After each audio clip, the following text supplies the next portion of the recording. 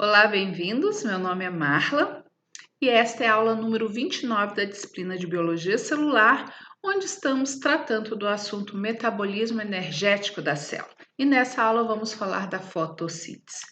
Quem faz fotossíntese? Fotossíntese é realizado pelos produtores primários. Esses produtores primários, o que eles têm em comum? Eles têm em comum pigmentos que têm a capacidade de utilizar energia solar e transferir essa energia para uma energia química, ligando com carbonos entre si. Bom, neste processo de fotossíntese, algumas moléculas são importantes, então, desde o comecinho já vamos conhecer essas moléculas. Uma delas é o NAD. O NAD ele pode ser transformado em NADP. O que tem de diferente nessas duas moléculas? Vocês já devem ter reparado. Então, é este fosfato. Lembram do NADH? Então, muito semelhante, nós temos o NAD e NADP. Outra molécula que não poderia faltar no metabolismo energético é ela, o ATP. O ATP, como nós já conhecemos, é adenosina trifosfato. 3 fosfatos ligados. É justamente essas ligações aí entre os fosfatos que, ao serem quebradas, liberam energia. Bom, como acontece o processo de fotossíntese e aonde acontece? Nos procariotos vai acontecer no citosol e nas membranas plasmáticas. E nos eucariotos, aonde acontece? Acontece então numa organela que é o cloroplasto.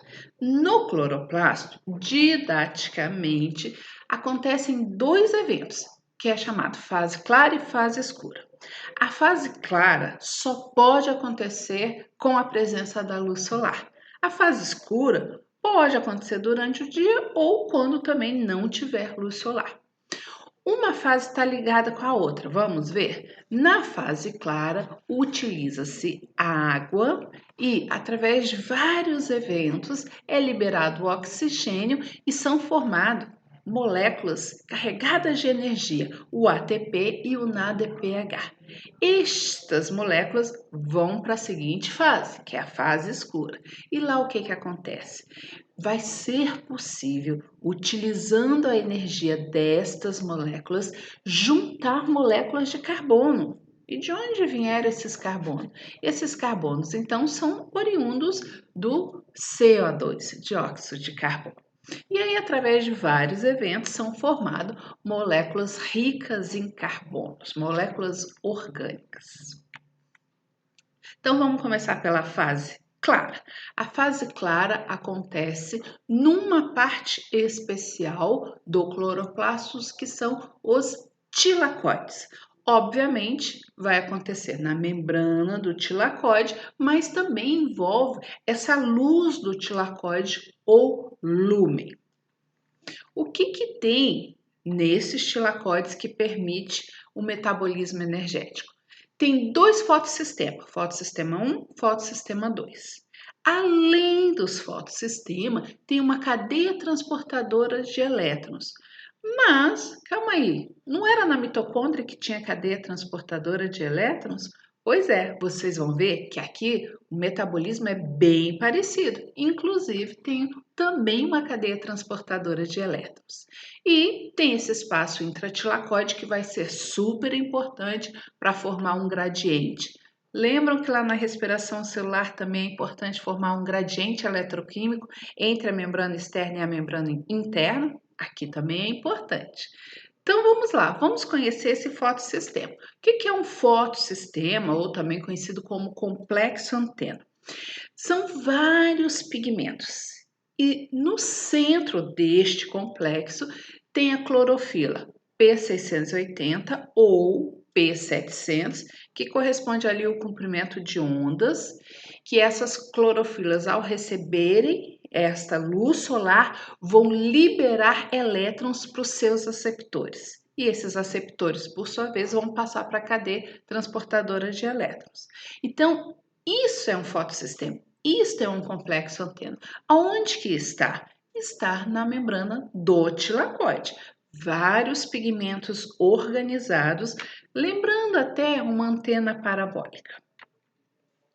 Então, o processo que acontece ali na membrana do chilacoide se chama fotofosforilação. Então, a gente já percebeu que é necessária a presença da luz solar, dos fótons.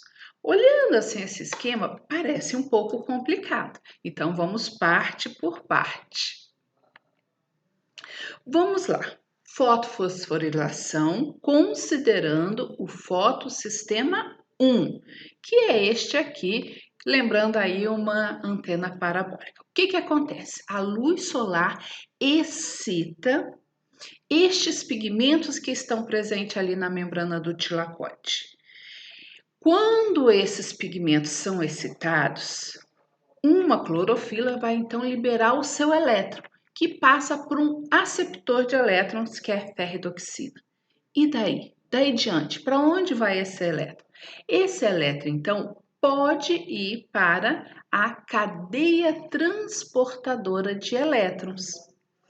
Vocês lembram lá na explicação ainda da respiração celular que à medida que o elétron passava pela cadeia transportadora de elétrons, prótons eram projetados para dentro da luz? Qual luz?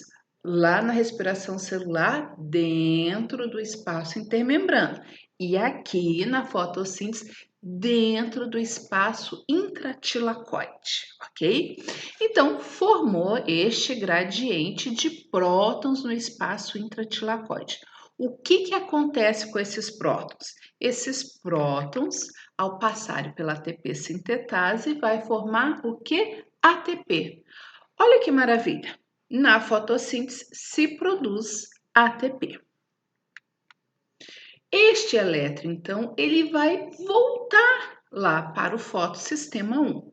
Então, o que aconteceu? O elétron, ele fez uma longa caminhada, mas ele volta ao seu ponto inicial, volta para aquela clorofila que perdeu.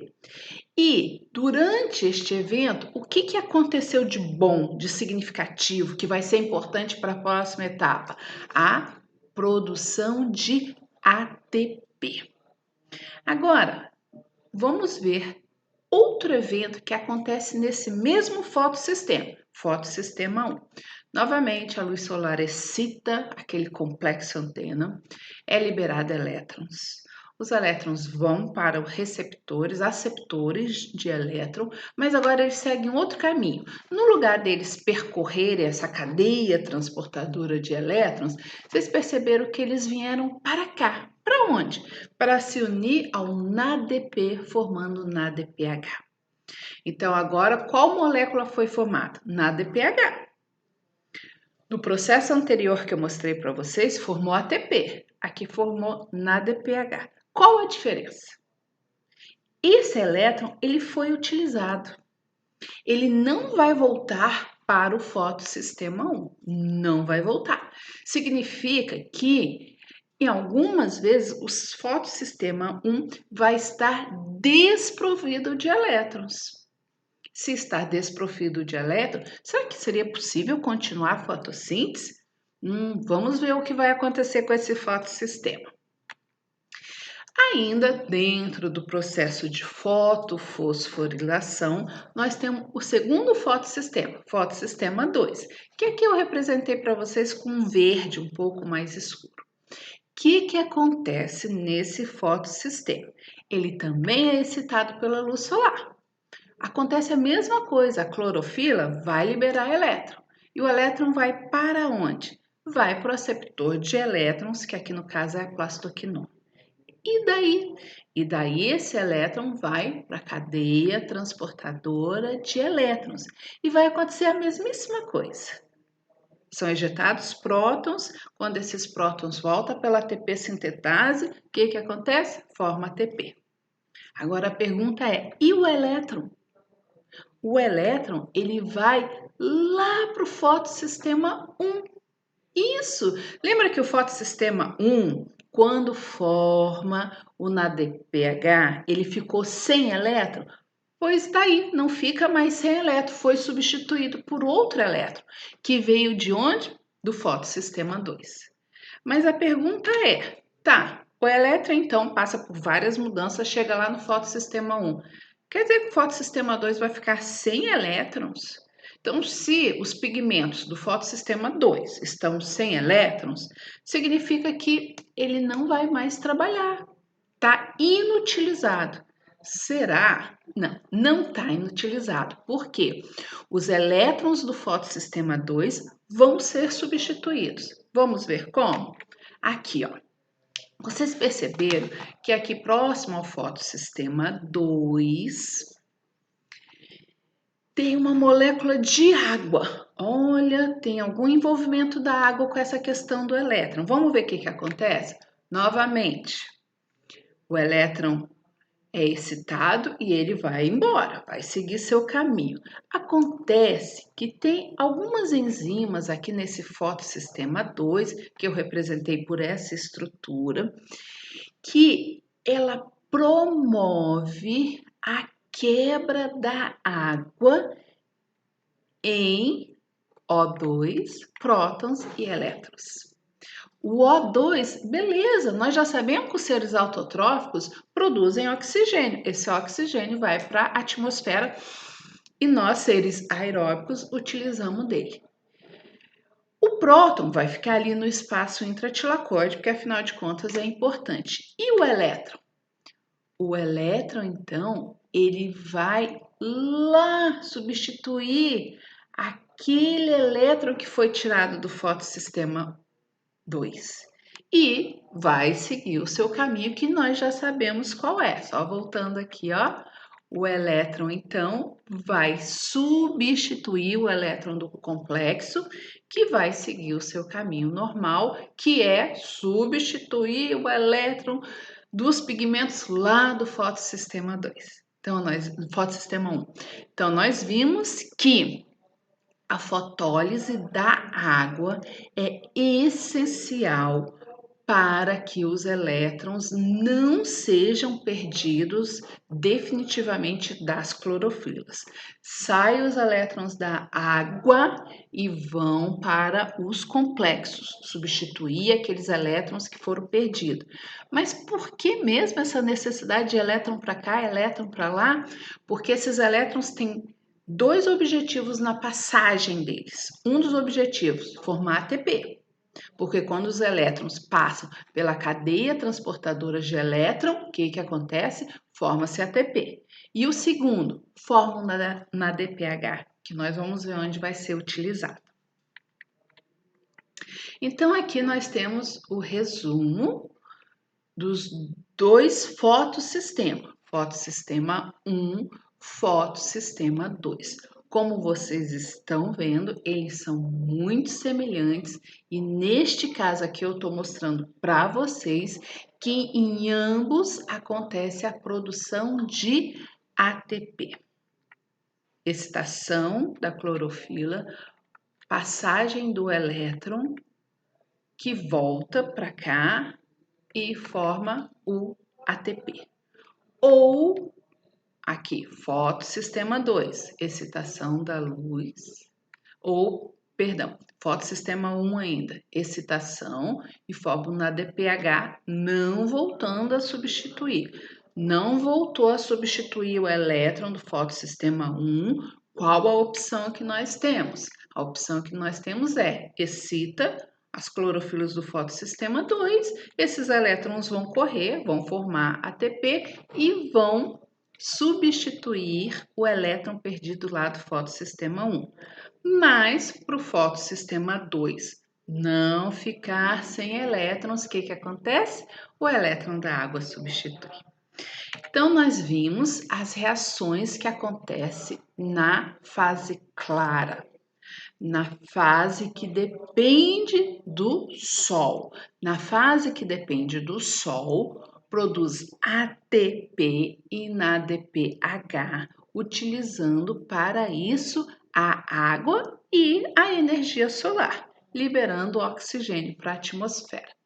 E agora vamos falar daquela reação que independe do Sol, fotoindependente, também conhecida como química, ou fase escura, ou ciclo de Calvin-Benson, ou ainda ciclo dos 3 carbonos.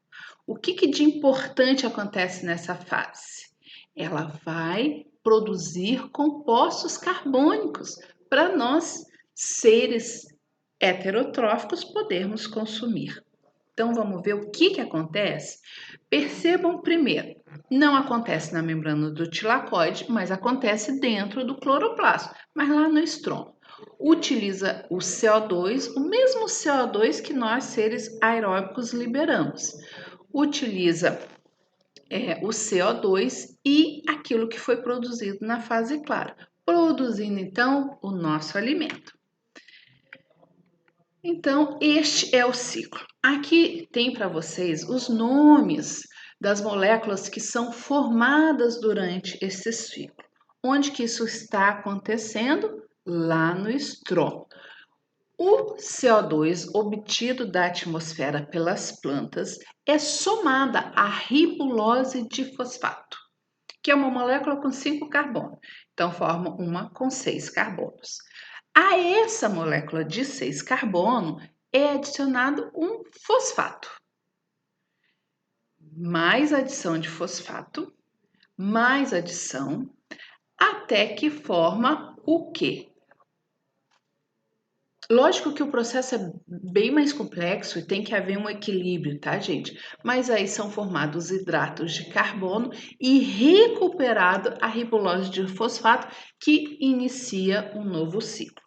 Aqui tem para vocês, ó, essa mesma equação, mas mostrando aí a mudança da quantidade de carbono e todo o seu equilíbrio da equação, que vocês vão poder aprofundar na bioquímica. Então, nós vimos a fotossíntese, que é dividida em fase clara, fase escura. Uma que só acontece com o sol e outra que pode acontecer com o sol ou pode não acontecer com o sol, fotoindependente. Na fase clara, que aqui está em amarelo, nós vimos que precisa da energia luminosa, da energia do sol para ela acontecer. Por que precisa da energia do sol? Porque ela excita as clorofilas.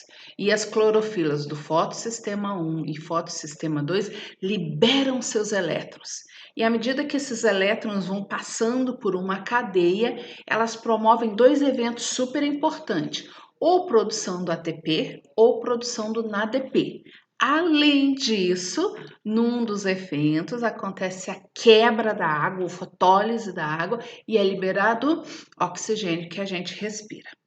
Bom, produziu ATP na DPH, para onde vão essas moléculas? Vão lá para a fase escura, que aqui está representado em cinza.